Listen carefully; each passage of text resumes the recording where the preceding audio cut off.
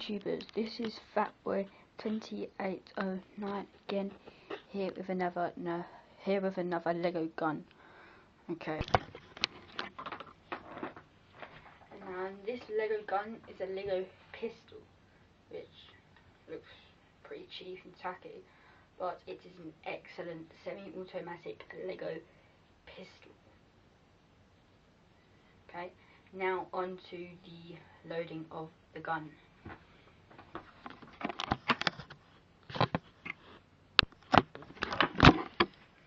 Okay, so now onto the loading of the gun. Okay, now onto the loading of the gun. What you do is you take the thread and wrap it around it once. Take an elastic band and put it on. Simple as that. And just do it again. And you can have as much ammo as you want on this gun as possible, but the only thing is you'd need a long piece of string. Now I've only got a fairly short piece of string, but you can get lengths and lengths and lengths of string, which is just so long.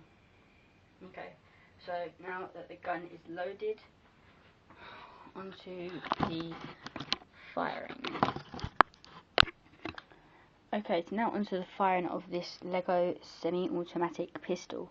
All we do is take this little piece of leftover string here, see that, and just put it up. So if you pull that up, it fires. And just like put it up again, unwrap it, and again, and do that as many times as you can to get all the acid out. Okay, so that has been my review on my Lego automatic pistol I have made. Now then, comment, and if people like this video, also about 10 times, I will make a tutorial on this gun if people don't know how to make it, because this is a fucking easy gun to make, if you know what I mean.